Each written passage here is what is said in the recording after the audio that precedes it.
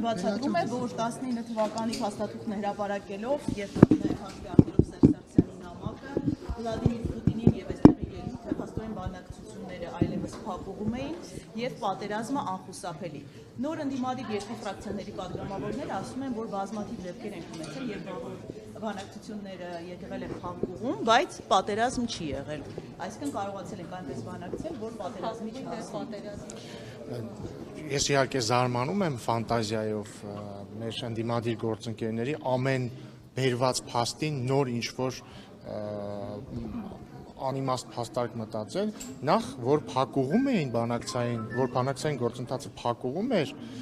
դա ապացուցելու համար ընդհանրապես կարիք չկար բանակցային փաստաթղթերը հրապարակելու։ Սերժ Սարգսյանն էր 2018 թվականի ապրիլի 17-ին այս դահլիճում վարչապետ ընտրվելուց պատասխանելով հանրապետական խմբակցության պատգամավորի հարցին ասել, որ բանակցային գործընթացը կանգնած է եւ որ հույս չի ներշնչում։ Հետո էլ ասում էր, որ ըստ էության հույս չպիտի ունենանք, որ Ադրբեջանը չի փորձելու ռազմական ճանապարհով լուծել հարցը։ Հաջորդը ինչու տեղի ունեցավ 44-օրյա պատերազմը։ Իմ մի կներեք էլի, բայց որ խնդրեմ կասեք,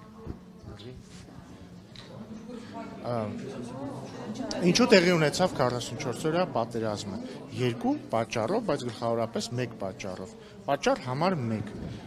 1998 թվականի դրությամբ Հայաստանի եւ Ադրբեջանի ռազմական բյուջեի հարաբերակցությունը 1.1 էր։ Այսինքն գրեթե ամբողջությամբ հավասար։ 2008 թվականին օրինակ, երբ որ Ռոբերտ Քոչյանը ավարտում էր իր նախագահության շրջանը, արդեն այդ հարաբերակցությունը 1.5 էր, այսինքն արդեն Ադրբեջանի ռազմական բյուջեն Հայաստանի ռազմական բյուջեին գերազանցում էր առավել քան 5 անգամ։ Աղբյուրը Civilnet կարող է ցանկացածը ստուգել։ Civilnet-ն էլ իր հերթին այլ աղբյուրների հղում է անում։ Սերժ Սարգսյանի օրոք էլ ավելի է մի շրջան բարձրացել հարաբերակցությունը եւ մենք ժառանգել ենք շատ բարձր տարբերություն ռազմական բյուջեների, որը մեր օրոք է իդեպ քչացել, այսինքն տարբերությունը։ Եվ մյուս կողմից այս ամբողջ շրջանում տեղի ունեցել ինչ աճել է Ռոբերտ Քոչյանի ընտանեկան բյուջեի թիվը, ենթադրում եմ նաև Սերժ Սարգսյանի օրինակ Փեսայի ընտանեկան բյուջեն է ակնհայտ ակտիվ տեմպերով մեծ աճ գրանցել եւ սրան զուգահեռ բանակցային փաթեթում տեղի են ունեցել նախ ի սկզբանե բանակցային փաթեթը ինչի մասին է եղել, ինչպես 7 շրջանները վերադարձնել Ադրբեջանին եւ ինչ անել Լեռնային Ղարաբաղի հետ, ընդ որում Լեռնային Ղարաբաղի հետ բոլոր բանակցային փաստաթղթերում պարզ չէր թե ինչ է լինելու, իսկ ինչ է լինել, եթե պարզ չի ինչ է լինելու, պետք է իմանաս ինչ է այդ պահին, իսկ այդ պահին բոլորը ճանաչում էին Լեռնային Ղարաբաղը որպես Ադրբեջանի մաս։ Մի վարքյան ավարտեմ, հեսա դետալներով էլ կանրադառնամ։ Եվ այսինքն մի կողմից մենք ունենք ռազմական բյուջեի հարաբերակցության փոփոխություն ի օգուտ Ադրբեջանի, մյուս կողմից ունենք Ռոբերտ Քոչյանի, Սերժ Սարգսյանի եւ իրենց մերձավորների ընտանիքների ընտանեկան բյուջեների աճ, մյուս կողմից ունենք բանակցային փաստաթղթերի շարունակական վատթարացում հայկական կողմի համար եւ մյուս կողմից ունենք մի իրավիճակ, որ Ադրբեջանը նույնիսկ այդ վատթարացող փաստաթղթերին չի ասում այո, որովհետեւ ինքը, ներողություն ես կպատասխանեմ, որովհետեւ ամեն հաջորդ փաստաթուղթ դառնում է ավելի լավը Ադրբեջանի համար։ Նաեւ ուզում եմ հիշեցնել, որ վերջին փաստաթուղթը, որին կողմերից որևէ մեկը ասել է այո, եղել է 2011 թվականի Կազանյան փաստաթուղթը, որին Հայաստանը իդեմ Սերժ Սարգսյանը ասել է այո, Ադրբեջանը իդեմ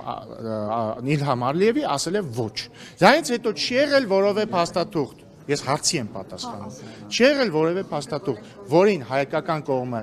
ասի հակառակ ասեմ, չի եղել փաստաթուղթ, որին Ադրբեջանը ասի այո եւ Հայաստանը ասի ոչ։ Հիմա խնդրում եմ հերթով։ Փաստաթուղթը երեկվանից հրապարակվել է եւ հիմա գլխավոր հարցը, որ հնչեցվում է փաստաթղթի հրապարակումից հետո ընդդիմադիր տարբեր պաշտոնյա շրջանակների կողմից, հետեւյալն է, թե ինչ է հայկական կողմը պաշտոնապես պատասխանել 2019 թվականի առաջարկներին։ Կարող եք ասել ինչ է Հայաստանը պատասխանել 2019-ի ներկայացված առաջարկներին։ Եվ ինչու չի հրապարակվել պատասխանը։ նախ տարօրինակ է, որ իրենք այդ հարցը տալիս են միայն 2019-ի փաստաթղթի վերաբերյալ եւ չեն տալիս 16-ի, 15-ի, չգիտեմ, 11-ի եւ հաջորդը, Ժորժան, եկեք մի բան պայմանավորենք։ Խնդրում եմ երկու բան պայմանավորենք։ Բան համար 1, դուք խնդրում եմ, երբ որ ես պատասխանում եմ հարցերին, կողքից մի խոսեք, որտեղ խանգարում եք եւ շեղում եք ինձ։ Եվ բան համար 2, դուք տալիս եք ինձ հարցեր, ես պատասխանում եմ։ Խնդրում եմ, սպասեք հարցս հարցի պատասխանը ավարտեմ, կարող է ձեր շատ արժեքավոր կոմենտի եւ մեկնաբանության կարիքը չլինի ուղղակի վերջ։ 19 թվականը ինչու չէ հրապարակել Շատ լավ։ եւ ինչ է պատասխանել Հայաստանը։ Կրկին հատուկ ազատության համար կրկնեմ։ Նախ շատ տարօրինակ է, որ այդ հարցը տվողները չեն հարցնում, բայց 2016-ի պատասխանը ինչ չեք հրապարակել 2011-ին է, մյուսը։ Հաջորդը 2019-ի փաստաթուղթը ինչ է։ Իդեպ նոր վարչապետ Փաշինյանն էլ ասաց 2019 թվականի փաստաթուղթը 2016 թվականի դրությամբ կամ եթե այլ կերպ մեկնաբանենք 2018 կարելի է այդպես էլ մեկնաբանել փաստաթղթերի սեղմագիրն է, այն նոր առաջարկ չէ։ Հաջորդը Հայաստանը դրան պաշտոնապես չի պատասխանել, որովհետև Հայաստանը տեսել է այսքան սեղմագիրը 2018 թվականի իրավիճակի եւ գնահատման փուլում է եղել։ Լսեցիք, վարչապետ Փաշինյանն էլ ասաց ի պատասխան դրա խոսքը գրավորի մասին չի։ Այսինքն համանախագահների հետ հանդիպման ընթացքում ինքը հարցրի Արտուշ նշանակում է, որ Լեռնային Ղարաբաղը կարող է չլինել Ադրբեջանի կազմում։ Հնչել է պատասխան, որ եթե Ադրբեջանը ուզի։ Եթե իմի բերեմ եւ կարճ պատասխանեմ 2019-ի փաստաթուղթը, որը ինքնին ոչ թե անկախ փաստաթուղթ է, այլ 2016 թվականի եւ ընդհանրապես ինչ եմ ասում 2016, որտեղ որ կարդակ տեսնեք, որ շատ քիչ է տարբերվում 2016 թվականի օգոստոսի փաստաթղթից։ Բայց այսպես ասենք 2018 թվականի դրությամբ փաստաթղթերի սեղմագիրն է եղել, այսինքն այն ինչ կար այդ պահի դրությամբ։ Եվ մենք դրա գնահատման փուլում ենք եղել։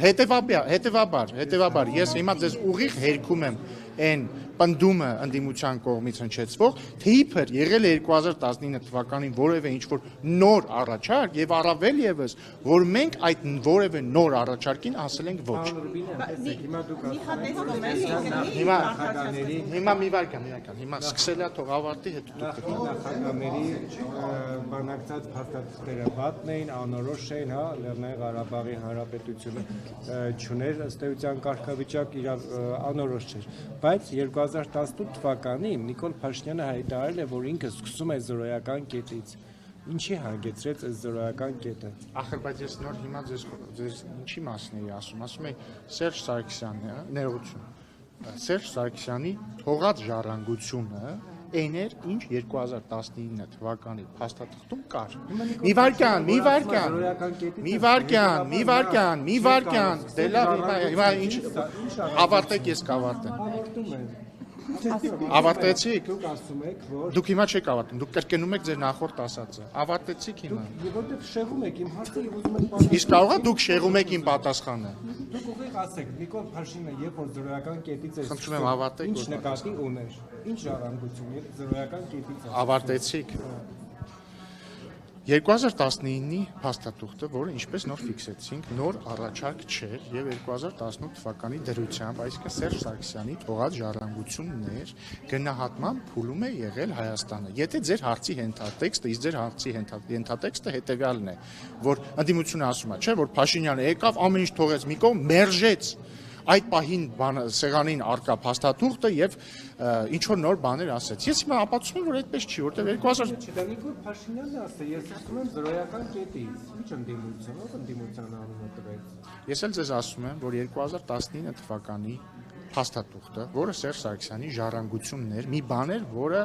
սեղմագիրն էր Սերժ Սարգսյանի նախագահության ավարտի դրությամբ։ Այդ փաստաթուղթը հայկական կողմը չի մերժել։ Հիմա Նիկոլ Փաշինյանը զրոյական կետից է սկսել, թե ոչ։ Զրոյական կետը 2019 թվականի սեղմագիրն է, որը նույնինքը, որը նույնինքը ախր հենց նոր վարչապետ Փաշինյանը ձեզ ասեց զրոյական կետը որն է եղել։ Ասում է ես եմ ԵԱԿ Մինսկի խմբի համանախագահներին ասեք, հիմա կտակ մի հատ հասկանանք վերջին դրությամբ իրավիճակը զրոյական կետը որն է։ Եվ իրանք տվել են 2019 թվականի սեղմագիրը։ Պատասխանեցի ձեր հարցին։ Այդտեղ սեփական բառ, հետեւաբար անիմաստ է։ Դե դուք եք զրոյական կետից հարցնում։ Հարցն էլ հետո ես էլ Վեստի բանակցությունների Երեք մանից արդեն ընդդիմադիրները եւ մասնավորապես հակապոտ նախագահը պատասխանում է, ասում է կհերձեն։ Ով է պատասխանում։ Արմեն Աշոտյանը։ Ասում է նախ ձեզ կհերձեն, հետո լայվ մտան, հավանաբար հերձեց, հետո ասում է Նիկոլ Փաշինյանը։ Մարմնի որ մասների հերձեր։ Հետո ասում է, որ Պուտին Սարգսյան այդ նամակը կանխեք ձեր վզից եւ հասկացեք, թե ոնց են պետությունը եւ պետական շահը պաշտպանում։ Որն է ձեր հարցը։ Իմ հարցը հետեւյալն է, եթե այդքան դուք նշում եք, որ վատն էին նախորդ փաստաթղթերով հանձնում էին ամեն ինչ, ոնց ստացվեց, որ պետակաշահ էին մարդիկ։ Լավ հարց եք տալիս, իրոք լավ հարց եք տալիս։ Հիմա խնդրում եմ, այն հիշում եք, չէ, երկու բաները ինչի մասին պայմանավորվել ենք։ Մեկը դուք, անձամբ դուք չեք խոսում, երբ որ հարցերին պատասխանում, մյուսը դուք բոլորը ձեր շատ արժեքավոր մեկնաբանությունները դեռ չեք ասում, մինչև ես հարցի պատասխանը չավարտեցի։ Հաջորդը դուք սկսենք մի քիչ հումորային հատվածից շարունակենք լրջով։ Դուք ասացիք, որ պարոն Աշոտյանը ուզում է հերձել մեզ։ Նախ խնդրում եմ կրկին ճշտել մարմնի որ մասն է ուզում հերձել եւ երկրորդը գուցե օրինակ ուզում է մեր մազերը հերձելով կտրել, քանի որ ինքը սուբլիմացնում է իր մազերի բացակայությունը, չգիտեմ։ Հաջորդը շատ տարօրինակ է, չէ՞, օրինակ եթե Արտուր Հովհաննիսյանը մեր պատգամավորն այս բանը ասած լիներ, ես վստահ եմ դուք բոլորով գալու եք ասեիք կարաուլ, դուք փաստորեն ուզում եք բժշկական բանով դանակով հերձել մարդկանց, հա, ուզում եք այդպես հերձել ասելով դուք նկատի ունեք, որ ուզում եք կտրել Էդգար Ղազարյանի ականջը, չեք ասեիք, չէ՞ տենց բաներ, բայց հիմա դուք չեք ասում։ Դուք շատ հանգիստ, շատ հանգիստ բան, ինձ հիմա փոխանցում եք պարոն Աշոտյանի խոսքերը ու ձեր մոտ ընդհանրապես խնդիր չի առաջանում, սա էթիկայի խախտում է, սա բռնության իսկ կարող է Արտուր Հովհաննիսյանը քաղաքականապես ուզում էր կտրել մարդամեկի ականջը։ Դրա համար խնդրում եմ սպառնում եք, ասում է այո, սպառնում։ Լավ է։ Դրա համար խնդրում եմ լինել հետևողական, չէ, դա կներեք, այսինքն երբ որ հերթը գալիս է, ձեզ դուք ասում եք բովանդակային, բայց երբ որ քաղաքացիական պայմանագրից մեկը ֆիգուրատիվ լեզու է օգտագործում, ասում ականջները կկտրեմ, դա արդեն բան է, ցեղասպանությանը հավասար բան է։ Դուք տարբերությունը չեք հասկանում։ Չէ, որովհետև հերձելու դեպքում կտրում ես մի բան, ականջ կտրելու դեպքում էլի հերձում ես մի բան, բայց այդտեղ կոնկրետացված է։ Հաջորդը։ Հիմա ներողություն, ախր պայմանավորվել ենք, չէ՞։ Պայմանավորվել ենք, չէ՞։ Հիմա հաջորդը։ Հիմա արդեն գամ բովանդակային դաշտը։ Տեսեք, դուք մեջբերեցիք Աշոտյանին, բայց ես տեսա նաև Շարմազանովի հայտարարությունը մոտարապես նույն գծի մեջ, որ տեսեք փաստորեն Սերժ Սարգսյանը ինչ հայրենասեր էր, որ հայկական կողմի կարմիր գծերն էր նշում Լավրովի պլանի վերաբերյալ, որովհետև հիշում եք Սերժ Սարգսյանի նամակի մեջ ինքը ասում է Լավրովի առաջարկները, թե ինչ, այդ բառը չեմ հիշում, բայց Լավրովի պլանը։ Նախ ֆիքսենք էլի Սերժ Սարգսյանը ինչի մասին է գրում այդ նամակը ու ինչ է գրում։ Սերժ Սարգսյանը այդ նամակը մեջ կա ժամկետը, էլի, գրել է 2016 թվականի օգոստոսին։ Եթե տեսել եք հրապարակված փաթեթում, ինչ է, հրապարակված է այդ թվում 2016 թվականի առաջարկները, բայց եթե ուշադիր եք եղել, դեռ մի առաջարկ չի, կա 2016-ի հունվարի առաջարկ, այսինքն հունվարի տարբերակ, հունիսի տարբերակ, օգոստոսի տարբերակ։ Հիմա Սերժ Սարգսյանը այդ նամակով ամենայն հավանականությամբ պատասխանում է 2016-ի օգոստոսի տարբերակը։ Ինչ է ինքը ասում։ Ինքը, եւ ձեզ ուզում եմ հիշեցնել, 2016 թվականի օգոստոսի տարբերակը գրեթե ոչնչով չի տարբերվում 2019 թվականին ներկայացված սեղմագրից։ Իսկ մինիմալ տարբերություն։ Ինչ է ասում Սերժ Սարգսյանը։ Ինքը ասում է, որ սա լավ տարբերակ չի։ Ասում է, սա լավ տարբերակ չի։ Ինչի, որտեղ ինքը ասում է, այս տարբերակով հայկական կողմը անում է իրական ռեալ հողի վրա զիջումներ, զիջում է տարածքներ, Ադրբեջանը չի անում որևէ իրական զիջում։ Ասում է, Լեռնային Ղարաբաղի միջանկյալ կարգավիճակի հարցը թողում է լիակատար լղոզված։ Ասում է, որ Լեռնային Ղարաբաղի կարգավիճակի վերաբերյալ, վերջնական կարգավիճակի վերաբերյալ հանրաքվեի հարցը թողնում է լրիվ լղոզված։ Ասում է, ես վստահ եմ, որ եթե մենք այդ շրջաններից դուրս գանք, Ադրբեջանը չի պահելու որևէ պայմանավորվածություն եւ հաջորդ փուլով մյուս տարածքների վերադարձավ ուզելու։ Ամենավերջում ինչ է ասում։ Ասում է, եթե ուզում ենք Լավրովի տարբերակ աշխատի, պետք է, որպեսզի Ադրբեջանը համաձայնվի հետևյալներին։ Այդ հետևյալները որոնք են։ Ասում է, համաձայնվի, որ հստակ պիտի ֆիքսվի, որ Քելբաջարի ու Լաչինի շրջանները մնում են Լեռնային Ղարաբաղի վերահսկողության ներքո։ Սա ինչ է նշանակում, որ այն պնդումները, որ իրանք անում են, տեսա երեք Լևոն Զոհրաբյանները, պնդում անում, թե իբր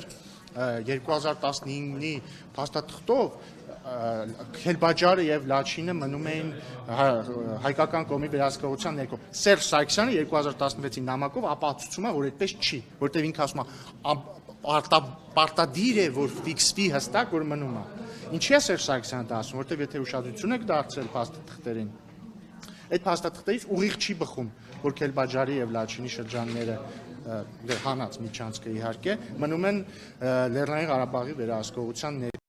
Այդտեղից ընդհանրապես այդպիսի բան չի բխում ու եթե ուշադիր եք եղել 2018 թվականի Կրակովի փաստաթղթում գրած է, որ Քելբաջարի շրջանը մնում է ԵԱՀԿ-ի անցումային մոնիտորինգի ներքո։ Անցումային գիտեք ինչ է նշանակում։ Երբ որ կա մի բան, կա անցումային շրջան ու այդ մի բանը փոխակերպում է այլ բան։ Բարձր չէ՞։ Այսինքն անցում հայկական վերահսկողությունից անցում այլ բանի։ 2019-ի սեղմագրում էլ կա, որ Քելբաջարի եւ Լաչինի շրջանները մնում են ԵԱՀԿ-ի մոնիտորինգի ներքո։ Հաջորդը Սերժ Սարգսյանը 2016 թվականի էլի նամակում ասում է, որ անհրաժեշտ է ֆիքսել, որ այն շրջանները, որից հայկական կողմը դուրս է գալիս, պետք է լինեն դեմիլիտարիզացված։ Էլի ինչի ասա կարևոր, էլի տեսապնդում էր էլի նույն Լևոն Զուրաբյանը երեք, որ 2019-ի առաջարկով ենթադրվում էր, որ այն շրջանները, որից հայկական կողմը դուրս էր գալու, լինելու է դեմիլիտարիզացված։ Նրան հերքում է Սերժ Սարգսյանը 2016 թվականի Պուտինին ուղղված նամակով։ Ինչու է դա անում, որովհետև կրկին, եթե կարդակ այդ տարբերակները, այդտեղից ուղիղ չի բխում, որ այդ տարածքները լինելու են դեմիլիտարիզացված, որովհետև այնտեղ ինչ ասում է, կողմերը կառաջարկեն ԵԱՀԿ Մինսկի խմբի նախագահությանը, որպեսզի վերջինս դիմի ՄԱԿ անվտանգության խորհրդին, որպեսզի ապահովի այդ շրջանների դեմիլիտարիզացիան։ Համաձայն եք, որ դա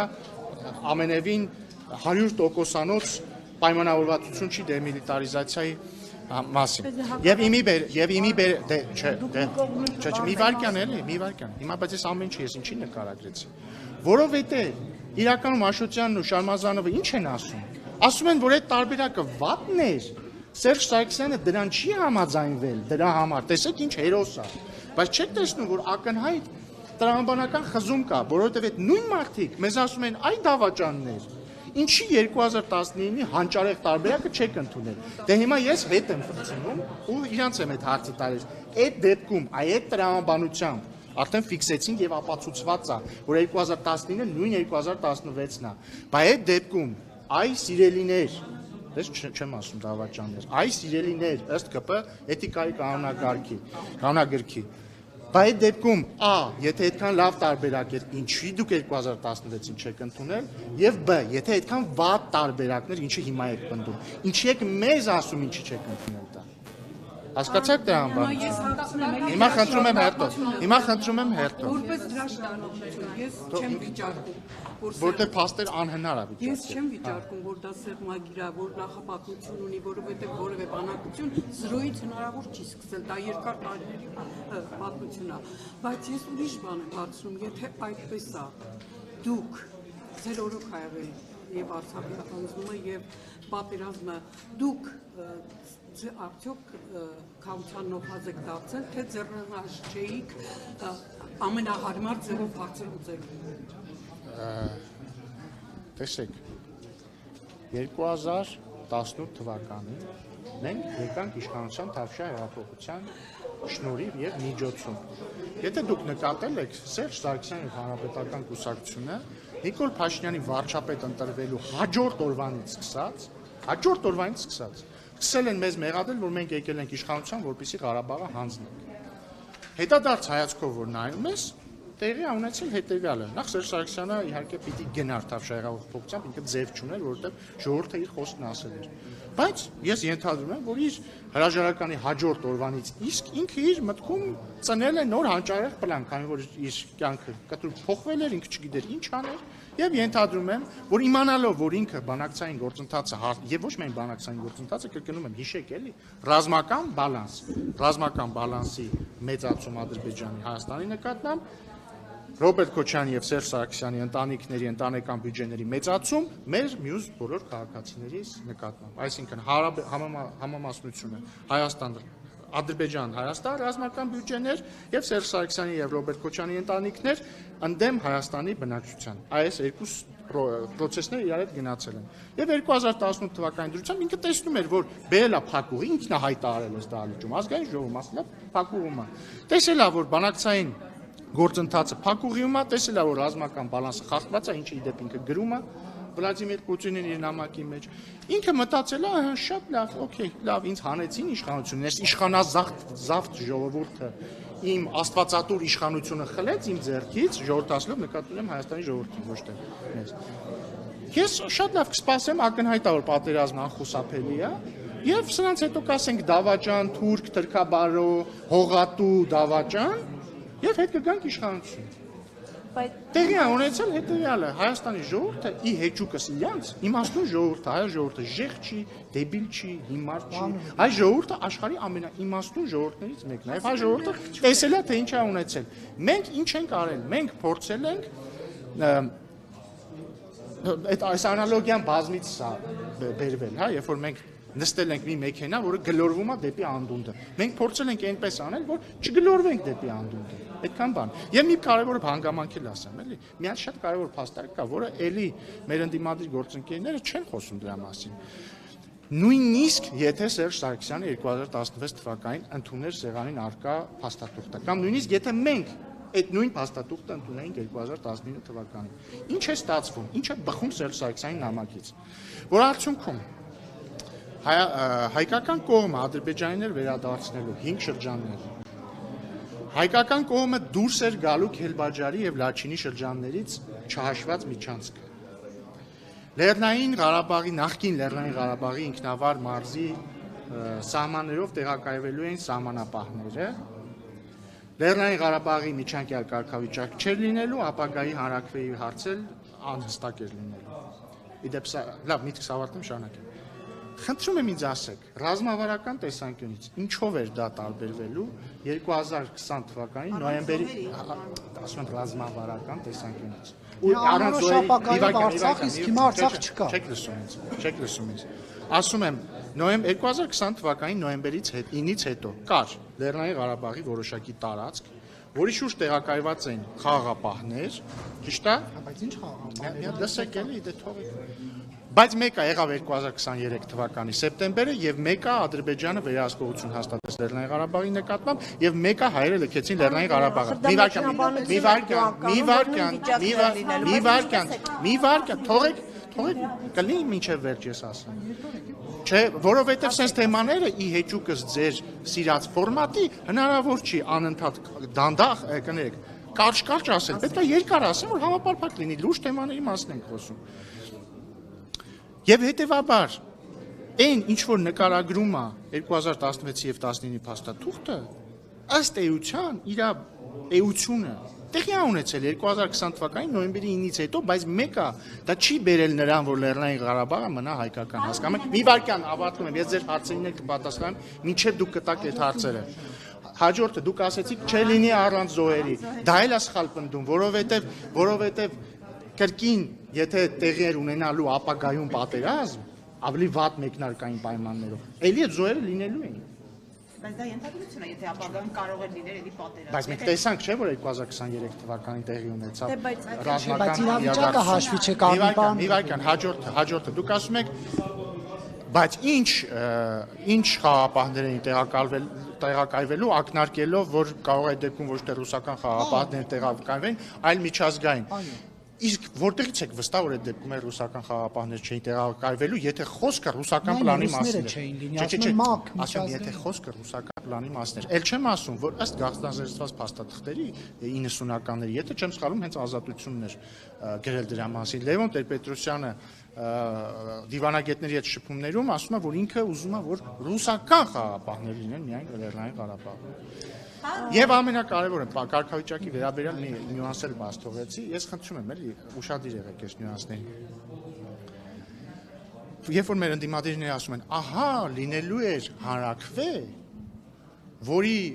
հարցը սահմանափակված չէր լինելու, եւ այն ունենալու էր իրավաբանորեն պարտադիր ուժ։ Այստեղ կա 3 նյուանս։ Նյուանս համար 1. Ոչ մի տեղ, եթե խոսում ենք 2016-ի առաջարկների մասին, որը նույն ինքը 2019-ն է։ Գրած չի, որ հանրաքվեն լինելու է միայն Լեռնային Ղարաբաղում։ Գրած է համաժողովրդական, իսկ անգլերենում nationwide, այսինքն համապետական հանրաքվե, որը կներառի Լեռնային Ղարաբաղի ժողովրդի կամքը։ Ինչա դա նշանակում։ Դա կարող է հանգիստ ինտերպրետացվել որպես հանրաքվե Ադրբեջանում, այդ թվում Լեռնային Ղարաբաղում։ Բնակչության, հա, այս կոնկրետ դեպքում իրական այդքան, հա, համաձայն եմ, բնակչության։ Հաջորդը դրա համար է Սերժ Սարգսյանը օրինակ նամակում Վլադիմիր Պուտինին ասում շատ կարևոր է, որպեսզի գրվի, որ բնակչություն ասելով հասկանում ենք 1988 թվականի դրությամբ Լեռնային Ղարաբաղում ապրողներին, ինչը չկա արդեն, չկա ընդհանրապես։ Հաջորդը ինք ամենակարևոր, ինքը ասում է հանրաքվեն պիտի լինի կողմերի համաձայնությամբ։ Այսինքն Ադրբեջանն ու Հայաստանը չեն համաձայնվում, երբ լինելու հանրաքվե, վերջ այդ հանրաքվեն երբեք տեղի չի ունենա։ Բայց իրավիճակը Պարոն Ռուբինյան, գնեք Քոչարյանի Ընդ որում ներողություն, ընդ որում 2016-ի վերջին առաջարկով արդեն օգոստոսի նույնիսկ չկա այդ բանը, որ հարցը սահմանափակված չի լինի։ Ինչ մասին Սերժ Սարգսյանը հարցնում։ Պարոն Ռուբինյան, Ռոբերտ Քոչարյանի թիմից ասում են ուր է Քիվեստի պայմանավորվածությունները, կներեք վերջացնեմ հարցս, ուր են այդ բանակցությունները, ինչու չի հրապարակել Նիկոլ Փաշինյանը եւ երկրորդն էլ ասում են իրենց օրոք Արցախ ենք կորցրել, իդեպ իրենք հանձնել բառն են օգտագործում, ասում են հիմա բերել են ինչ որ այդ բառը օգտագործած։ Okay, հիմա ինչ որ է, ասում է իրենց օրոք Արցախ են կորցրել, հանձնվել, հիմա իրենք բերել են Մեղրի ինչ որ հայկական ժամանակում տպագրված սցենար են ներկայացնում։ Հիմա պատասխան։ Այո, նախ իդեպ շատ լավ հիշեցիք, էլի այդ հանձնել բառը, ես ենթադրում եմ, որ հանձնել բառը ասելով նկատի ունեն, երբ որ մի բան ուղղակի հուժարական հանձնվում է այլ։ Դա ասելը նշանակում է, գիտեք, չէ, մի վարքյան էլի դե սպասեք, դա նշանակում է անարգել թափված արյուն։ Բառից բուն իմաստով դա նշանակում է անարգել 44-օրյա պատերազմի ժամանակ թափված արյունը 2023 թվականի սեպտեմբերին թափված արյունը, որովհետև մի բան երբ որ հանձնում ես, դա հանձնում ես ուղղակի, չես թափում արյուն դրա համար։ Հաջորդը Քիվեստի վերաբերյալ, այդ Քիվեստի փաստաթղթի բացակայությունը կարծում եմ Լևոն Տեր-Պետրոսյան, Ռոբերտ Քոչարյան, Սերժ Սարգսյան սիրո եռանկյունու հարց է, որովհետև այդ հարցերը արդեն մեր զուգված չեն։ Մենք 18 թվին եկել ենք իշխանության, ինչ փաստաթուղթ համանախագահների կողմից փոխանցված եղել է կառավարության ռեգիստրում, Դա չկա։ Իհարկե չկա։ Ինչ կա հրապարակել են Քիվեստի որևէ փաստաթուղթ չկա։ Հետևաբար հրապարակվել է այն փաստաթուղթը, որը 2008 թվականին Լևոն Տեր-Պետրոսյանը փոխանցել է ՀԺ-ին։ Հիմա թող իրանք իրար մեջ արդեն պարզեն։ Նախ, եթե Ռոբերտ Քոչարյանը հերքում է, ասում է հրապարակված փաստաթուղթը Մեղրին հանձնելու վերաբերյալ փոխանակելու սուտա, դա արդեն իր ներքին ընտանեկան հարցերն են Լևոն Տեր-Պետրոսյանի հետ, թող գցեն բռնեն իրանցից ով է սուտ խոսում։ Մանավանդ վերջերս իրանք բան են, չէ, մեղրամիս են ապրում բոլորով իրար հետ Տեր-Պետրոսյանը, Քոչարյանը, Սարգսյանը։ Այդ իրանց մեղրամիսի շրջանակներում թող սենց տակի, ինչ էթիկայի խախտում չի։ Տակուկ թող իրար հետ սենց նստեն ճրակի դիմաց եւ քննարկեն ով է խափում։ Հաջորդը։ Եթե Ռոբերտ Քոչարյանը կպնդի, որ իր նախագահության տարիներին այդ փաստաթուղթը եղել է ռեգիստրում, դե մեր ու իրանց արանքում եղել է Սերժ Սարգսյանի ադմինիստրացիան։ Այդտեղ արդեն հարցերը Քոչարյանի եւ Սերժ Սարգսյանի միջև են։ Էլի թող տակուկ նստեն, բաները Սավանները փռնեն իրենց ոտքերին, որ չմրցեն եւ քննարկեն Սերժ Սարգսյանը որտեղ է կորցրել Քոչարյանի այդ փաստաթուղթը։ Եվ ի վերջո, եթե Քոչարյանն է խափում ու չի եղել որևէ այլ փաստաթուղթ, այդ արդեն թող Տեր-Պետրոսյանը եւ Սարգսյանը իրենց հարցերը լուծեն Քոչարյանի հետ։ Բայց էությունը հետեւյալն է իրականում, Ես հակված եմ հավատալ Լևոն Տեր-Պետրոսյանին այս հարցում, քավ լիցի ով եմ ես, որ առաջին նախագահի տված փաստաթուղթը կասկածի տակ դնեմ։ Եվ ըստ առաջին նախագահի տված փաստաթղթի Ռոբերտ Քոչարյանը բանակցել է Հայաստանի ինքնիշխան տարածքը Ադրբեջանին հանձնելու շուրջ։ Պարոն Ռուբինյան, եթե այս թեման սպառվեց, օքեյ, Պայմանավորվել է, չէ՞ ախր։ Պարոն Ռուբինյան, դուք ինքս եք ներկայացնում, որ Հայաստանի իշխանությունը ոչ չի կապ չուներ, ասում եք եղավ այն արդյունքը, որ եղավ